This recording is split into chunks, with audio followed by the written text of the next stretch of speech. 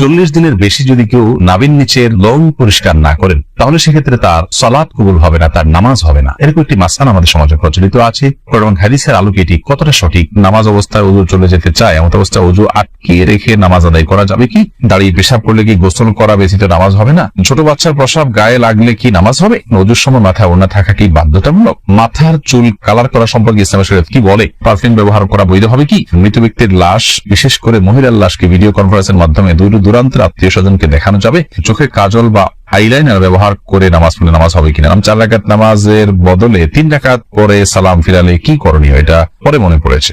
আর বিলম্ব না করে চলুন আমরা প্রবেশ করি আপনাদের প্রশ্নগুলোর উত্তর দেওয়ার পালায়। অ্যাঞ্জেল রুমি আপনি লিখেছেন, চোখে কাজল বা আইলাইনার ব্যবহার করে নামাজ পড়লে নামাজ হবে কিনা? নামাজ হয়ে যাবে। সুমন আহমেদ আপনি লিখেছেন, 4 রাকাত নামাজের বদলে 3 রাকাত পরে সালাম ফিরালে কি করণীয়? এটা পরে মনে পড়েছে। ফরজ নামাজ যদি 4 রাকাত যায় 3 রাকাত সালাম ফিরে ফেলেন, তৎক্ষণাৎ মনে পড়লে তো আরেক রাকাত পরে শেষ নামাজ হয়ে যাবে।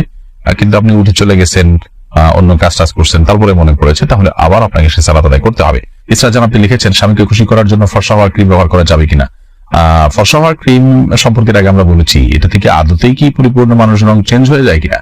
যদি পূর্ণ রং চেঞ্জ হয়ে মানুষের আকৃতি পরিবর্তন হয়ে যায় তাহলে সেটা তো জায়েজ নয়। আর হালকা একটু ফর্সা দেখায় এরকম যদি হয় তাহলে ঠিক করা যেতে পারে। নুসরাত কবির উর্মি আপনি লিখেছেন, ওযুর পরে ভ্যাসলিন, গ্লিসারিন ইত্যাদি ব্যবহার করলে ওযু বা নামাজের কোনো ক্ষতি হবে কি? না, ওযু বা সালাত ভঙ্গের সুনির্দিষ্ট কারণ আছে, সেই কারণগুলো না পাওয়া গেলে ওযু বা সালাত ভঙ্গ হবে না। বিধায় ভ্যাসলিন বা গ্লিসারিন ইত্যাদি ব্যবহার করলে ওযু নষ্ট হবে না, সালাতের কোনো অসুবিধা হবে না, কারণ এগুলোর ফলে ওযু ভঙ্গের কোনো কারণ পাওয়া যায় না। ওযু ভঙ্গের মৌলিক কারণগুলো শরীর থেকে যদি নাপাক বের হয় বা নাপাক বের হওয়ার মতো যথেষ্ট সম্ভাবনা তৈরি হয় তাহলে সেক্ষেত্রে ওযু ভঙ্গ হয়। এছাড়া সাধারণত ওযু ভঙ্গ হয় না। অতএব ভ্যাসলিন, গ্লিসারিন ইত্যাদি আপনি ব্যবহার করেছেন, কারণ নাপাক বের হয়নি আপনার শরীর থেকে, বিধায় ওযু ভঙ্গ হবে না। এরপর আশিক রহমান আপনি লিখেছেন, মৃত ব্যক্তির লাশ, বিশেষ করে মহিলার লাশকে ভিডিও কনফারেন্সের মাধ্যমে দূর দূরান্তের আত্মীয় স্বজনকে দেখানো যাবে? মৃত ব্যক্তির লাশ যদি নিজের কোনো আত্মীয় স্বজনকে দেখান দূরের, আর মৃত ব্যক্তি মহিলা হয়, যাকে দেখাচ্ছেন তিনি যদি তার মাহারাম হয় তাহলে দেখালে গুনাহ হবে না। তবে সেটাকে ভিডিও করে রাখা, ছবি তুলে রাখা অবশ্যই অনুচিত কাজ, কারণ মৃত্যুর পর মানুষের আকৃতিতে অনেক সময় পরিবর্তন হয়, কিছুটা বিকৃতি ঘটে থাকে। এগুলোকে ধারণ করা, রাখা বা বিভিন্ন জায়গায় প্রচার করার সময় মৃত ব্যক্তির জন্য অপমানের হয়, যেটা তিনি জীবদ্দশায় হয়তো পছন্দ করতেন না যে তার বিকৃত কোনো রূপকে কেউ প্রচার করুক, সেজন্য রেকর্ড করে রাখা অনুচিত। তবে লাইভে যদি দেখানো হয় তার কোনো মাহারামকে, যাতে পর্দার কোনো বিধান লঙ্ঘন না হয়, তাহলে সেক্ষেত্রে কোনো হারাম কিছু হবে না বলে আশা করি। তবে মনে রাখতে হবে খুব দ্রুততার সাথে আপনার দাফন কাফনের ব্যবস্থা করা, এই সমস্ত লাইভ কনফারেন্স এগুলো করতে যেন খুব বেশি বিলম্ব না করা হয়, সে বিষয়টি অনেক গুরুত্বপূর্ণ করা। জানাজা দিতে আসছে, জানাজা খুব দ্রুততার সাথে তোমরা দাও। শাহিন আলম লিখেছেন, পারফিউম ব্যবহার করা বৈধ হবে কি? পারফিউম ব্যবহার করা বৈধ। পারফিউমে যে অ্যালকোহল আছে সেই অ্যালকোহলের কারণে অনেক ওলামায়ে কেরাম নাজায়েজ বলেন। তবে অ্যালকোহল ছাড়া অনেক পারফিউম আছে, সেগুলো তো অবশ্যই জায়েজ হবে। আর অ্যালকোহল থাকলেও নাজায়েজ হবে যে সেটি নিশ্চিত নয়, অনেকের মতে নাজায়েজ হবে, অনেকের মতে জায়েজ হবে, কারণ অ্যালকোহল পান করা হারাম হলেও সেটি কাপড় চোপড় লাগলে যে নাপাক হয়ে যাবে ব্যাপারটা সেরকম না। এটা যথেষ্ট মত পার্থক্য আছে। সবচেয়ে ভালো হয় অ্যালকোহল ছাড়া অনেক পারফিউম বাইরে হচ্ছে সেগুলো ব্যবহার করা, কিংবা আপনার আতর ব্যবহার করা। আমি ব্যক্তিগতভাবে অ্যালকোহল সহ পারফিউম ব্যবহার করাটাকে জায়েজ মনে করি। এরপরে আব্দুল মা এই আইডি থেকে আপনি লিখেছেন, মাথার চুল কালার করা সম্পর্কে ইসলামের শরীয়ত কি বলে? মাথার চুল কালার করতে পারেন, বিশেষ করে সাদা যখন হয়ে যায় তখন নবী করিম সাল্লাল্লাহু আলাইহি ওয়াসাল্লাম এর হাদিস অনুযায়ী এটাকে কালার করাটাই হলো উচিত এবং সুন্নাহ। তিনি বলেছেন, ইহুদিরা সাদা চুল রাখে, তোমরা এটাকে কালার করবে, ওয়াজান্নিবু সাওয়াদ, তবে তোমরা কালো কালার থেকে বিরত থাকবে। অতএব মেহেদি বা এই জাতীয় কোনো ন্যাচারাল কোনো কিছু যদি আপনি কালার করতে পারেন সেটা সুন্নাহ। এরপরে প্রশ্ন করেছেন হাবিবা, আপনি লিখেছেন, ওযুর সময় মাথায় ওড়না থাকা কি বাধ্যতামূলক? ওযুর সময় মাথায় ওড়না থাকা বাধ্যতামূলক নয়, বরং মাথার ওড়না ফেলে কেউ যদি ওযু করেন ওযু করতে পারেন। যদি তাকে কোনো গায়রে মাহরাম পুরুষ দেখার আশঙ্কা না থাকে, তিনি মাথার কাপড় চোপড় ফেলে, ওড়না ফেলে মাথার, তারপর তিনি ওযু করতে পারেন। বরং আমরা যখন ওযু করার জন্য মুখমণ্ডল ধৌত করব তখন আমাদের কাপড় যদি মাথায় থাকে, অর্থাৎ ওড়না যদি টানা থাকে, তাহলে সেক্ষেত্রে এগুলোতে কিছুটা হলো পানি লেগে যাবে, ভিজে যেতে পারে। এই জন্য মাথার ওড়না না রেখে ওযু করা যাবে। যদি মাথার ওড়না রেখে আপনি ওযু করেন এবং আপনার ওড়না খুব একটা না ভেজে আপনার অসুবিধা না হয়, আপনি করতে পারেন। মাসা করার ক্ষেত্রে আপনাকে মাথার কাপড়ের নিচ দিয়ে মাসা করতে হবে, কারণ মাথার ওড়নার উপর দিয়ে মাসা করলে সে মাসা বিশুদ্ধ হবে না। এটাই হলো জমহুর এবং বেশিরভাগ ওলামায়ে কেরাম, ফুকাহায়ে কেরামের মত। খোলাসা কথা হলো যে মাথায় ওড়না থাকা এটা বাধ্যতামূলক নয়, বরং মাথায় ওড়না না রেখে উযু করা যাবে। আর যদি ওড়না রেখে উযু করতে পারেন আপনি, তবে মাসা করতে হবে, অবশ্যই ওড়না নিয়ে দিয়ে আপনাকে করতে হবে। সুমাইয়া আপনি লিখেছেন, ছোট বাচ্চার প্রসাব গায়ে লাগলে কি নামাজ হবে? ছোট বাচ্চার, ছোট শিশুর পেশাব সেটাও কিন্তু বড়দের পেশার মতো নাপাক, অতএব সেটা যদি গায়ে বা কাপড়ে লাগে, যে জায়গায় লাগে সেটাকে ধুইতে হবে।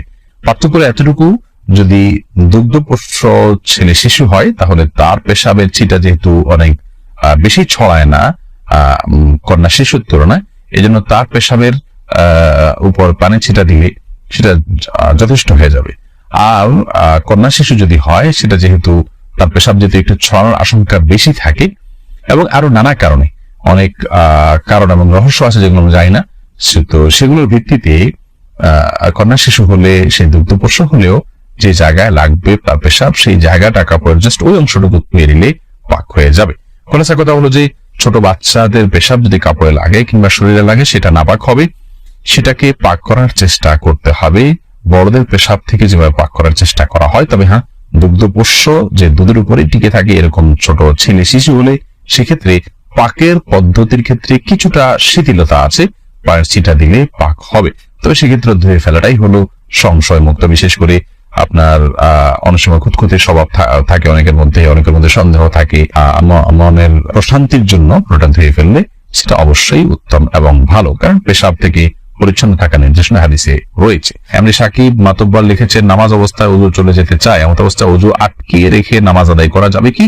অবশ্যই আটকিয়ে রেখে আদায় করা যাবে, তবে স্বাভাবিক অবস্থায় উযু আটকিয়ে রেখে তারপরে ওই উযু দিয়ে নামাজ পড়া উচিত নয়। তবে নামাজের মধ্যে যদি আপনার উযু ভাঙার বা পেশাব পায়খানা বেগ হয়, তাহলে সে বা বায়ু নির্গত হওয়ার বেগ হয়, তাহলে সেটাকে আটকিয়ে রেখে সালাত কমপ্লিট করা যেতে পারে, যেহেতু সালাত কমপ্লিট করা আল্লাহর কর্তৃক নির্দেশিত, আল্লাহ বলেছেন। এরপরে মোহাম্মদ আরাদ আব্দুল্লাহ, আপনি জানতে চেয়েছেন, দাঁড়িয়ে পেশাব করলে কি গোসল করা ব্যতীত নামাজ হবে না?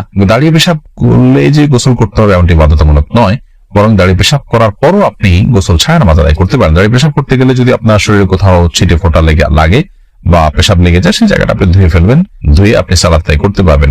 আর দাঁড়িয়ে পেশাব করাটা অনুচিত, অনুত্তম, ভালো নয়, মাকরুহ কাজ। নবী করিম সাল্লাল্লাহু আলাইহি ওয়াসাল্লাম সচরাচর দাঁড়িয়ে পেশাব করতেন না। 40 দিনের বেশি যদি কেউ নাভির নিচের লোম পরিষ্কার না করেন, তাহলে সেক্ষেত্রে তার সালাত কবুল হবে না, তার নামাজ হবে না। এরকম একটি মাসআলা আমাদের সমাজে প্রচলিত আছে। কোরআন হাদিসের আলোকে এটি কতটা সঠিক আমরা সে বিষয়ে জানার চেষ্টা করব। প্রথম কথা হলো, হাত পায়ের নখ ছোট করা, গোপ ছাটা ছোট করা, বগল এবং নাভির নিচের পশম পরিষ্কার করা, এটাকে চেঁচে ফেলা, এটি সকল নবী রাসূলগণের প্রতি আল্লাহ রাব্বুল আলামিনের পক্ষ থেকে আরোপিত কমন একটি বিধান ছিল। সকল নবী রাসূলগণের কমন একটি সুন্নাহ ছিল, যে সুন্নাহ সকল নবী রাসূলদের জন্য প্রযোজ্য ছিল। একজন ইমানদারের জন্য সেটি অবশ্যই অনেক বেশি গুরুত্বপূর্ণ। আনাস ইবনে মালিক রাদিয়াল্লাহু তাআলা আনহু একটি হাদিস বর্ণনা করেছেন, যেটি সহিহ মুসলিম বর্ণিত হয়েছে, সহিহ আসা এবং মুসনাদ আহমদ শরীফ হাদিস কিতাবে বর্ণিত হয়েছে। সেখানে তিনি বলেছেন যে রাসূল আকরাম সাল্লাল্লাহু আলাইহি ওয়াসাল্লাম আমাদেরকে এই কাজগুলো করবার জন্য, অর্থাৎ হাত পায়ের নখ ছোট করা, গোপ ছোট করা, বগল এবং নাভির নিচের পশম পরিষ্কার করা, চাচা, এই কাজের জন্য তিনি আমাদেরকে সময়সীমা নির্ধারণ করে দিয়েছেন 40 দিন। অর্থাৎ 40 দিন পর্যন্ত কেউ যদি বিলম্ব করেন তাহলে সেটি জায়েজ আছে, যদিও এত বেশি বিলম্ব না করে প্রতি সপ্তাহে একবার পরিচ্ছন্ন করতে পারে, সেটি উত্তম ভালো কাজ। যত বেশি পরিষ্কার রাখা যায় এগুলো ততই ভালো। কিন্তু যদি কেউ বিলম্ব করতে চান তাহলে সেক্ষেত্রে তিনি এগুলো না চেষে না কেটে সর্বোচ্চ 40 দিন পর্যন্ত থাকতে পারবেন। 40 দিনের পর যদি তিনি না কেটে থাকেন তাহলে সেটি তার জন্য গুনাহের কারণ হবে, সে কারণে তিনি আল্লাহর কাছে পাপী হিসাবে বিবেচিত হবেন। কিন্তু এর কারণে তার সালাত হবে না, তার নামাজ কবুল হবে না, এরকম কোনো কথা হাদিসের কোথাও বলা হয়নি। সালাত বা নামাজ বিশুদ্ধ হওয়ার সম্পর্ক হলো সালাতের যে শর্ত আছে সেই শর্তগুলো তিনি সঠিকভাবে আদায় করেছেন কিনা এর উপর নির্ভর করে। যার কারণে সালাতের শর্ত যদি সঠিকভাবে আদায় করে থাকেন, ফরজগুলো সঠিকভাবে আদায় করে থাকেন, তাহলে সালাত বিশুদ্ধ হবে। যদিও তার নাভির নিচের লোম তিনি অপরিষ্কার রাখেন, নখ বড় রাখেন, এগুলো করা সত্ত্বেও তার সালাত আদায় হয়ে যাবে। কিন্তু এগুলোকে তিনি বড় রাখবার কারণে, ছোট না করার কারণে, সময়মতো না চাচবার কারণে, 40 দিনে বেশি অপরিচ্ছন্ন রাখবার কারণে তিনি একটি গুনাহে লিপ্ত হলেন, সেটি সম্পূর্ণ ভিন্ন বিষয়। আল্লাহ রাব্বুল আমাদের সকলকে সব ক্ষেত্রে রাসূল আকরাম সাল্লাল্লাহু আলাইহি ওয়াসাল্লামের সমস্ত দিক নির্দেশনাগুলোকে মেনে চলা